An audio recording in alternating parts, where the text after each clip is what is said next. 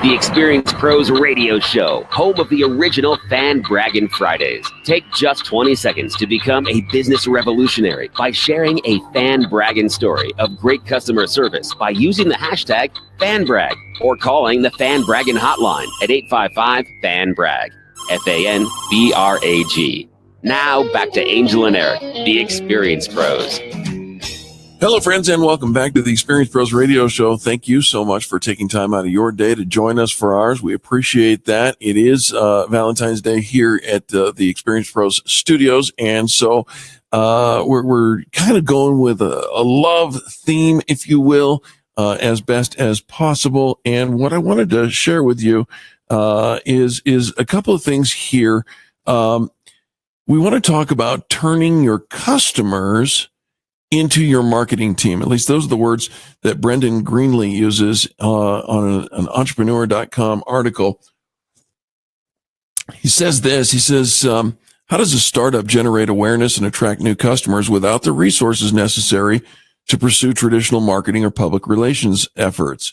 And he suggests that you get creative and use these 3 tips to turn your customers into an effective marketing channel. Now, Angel and I have talked about extreme customer service and creating an experience. The experience in our name, Experience Pros, is all about creating a guest experience or a customer experience that is so profound, so positive, overwhelmingly positive, that your customers have no choice but to go out and outperform your marketing dollars.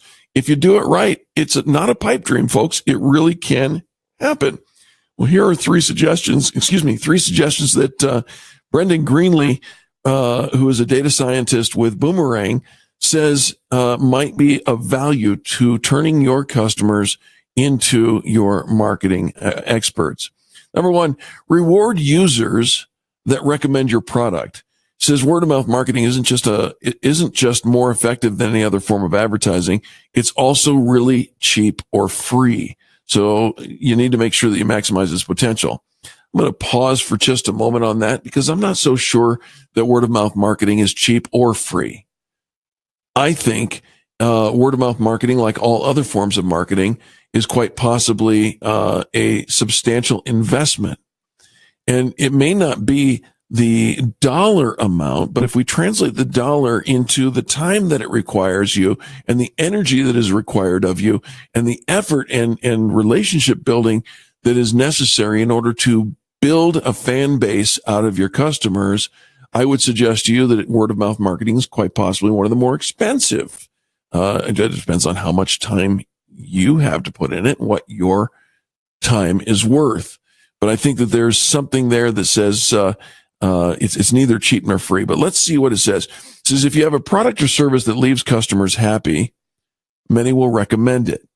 But when you offer even the slightest incentive for sharing your product, the number of recommendations you get climbs significantly.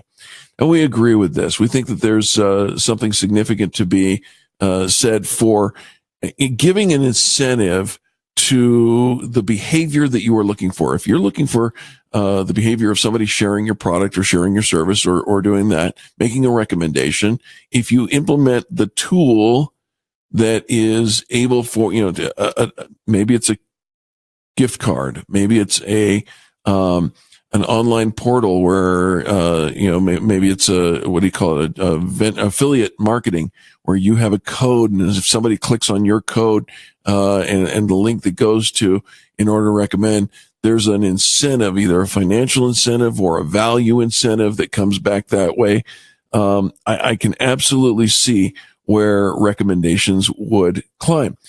The challenge for you in this is to make sure that the incentive is something that is interesting and motivational toward your customer, not toward you.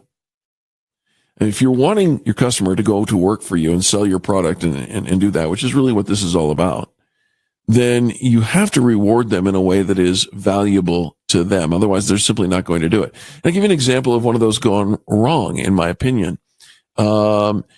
you get a lot of what we call repeat receipts in our book, Lists That Saved My Life. We write about a whole chapter about repeat receipts.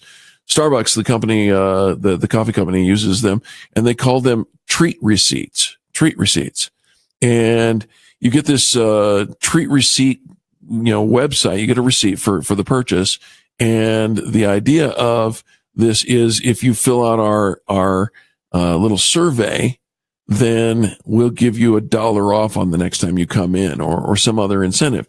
And in fact, the last one that I got from Starbucks was $1 off for the next drink that I buy. And you go online and you go check out this survey. And by the time you're done, 15 minutes has gone by. And I'll be honest with you, my time is more valuable than to spend 15 minutes online to get $1 off on my next drink. And I don't mean to sound cocky or presumptuous on that. It's just a matter of fact. My time is more valuable than the dollar. Under that model, in order for me to justify spending 15 minutes of my time to give somebody a survey, fill out a survey for somebody, that would mean that I am worth $4 an hour. Think about it. I'm worth more than that, and you are too. All right, let's go to the next thing. Recommending your product should be an easy process. Somebody give me an amen. Recommending your product or your service should be the easiest thing in the world. The easier you make it for your customers to recommend your company or product, the more recommendations you're going to get. You can link users directly to a Twitter compose window with a pre-populated message so that they can tweet out the recommendation in a single click. Wouldn't it be cool if all you did is click this one thing and up comes a populated thing that says from your customer, I think ABC Plumbing is the most amazing plumbing thing I've ever used, right? And just click send. And it does it automatically. That is cool. Now, go back to the first one. How are you going to reward them for the process? That's got to be built into your system. Otherwise, it's only going to happen once, and you might want it to happen more than once. So think about the reward. Making it easier. Pre-populating doesn't necessarily mean that people are going to personalize it, but they can if you want to. I just think that it's kind of a cool opportunity there. And finally, this one, you can't track what you don't measure. So measure the success of your efforts. In this particular case, we're talking about a pre-populated Twitter post. Twitter's application program interface lets us measure the success of incentivized tweets beyond looking at the follower counts of the accounts that authored them.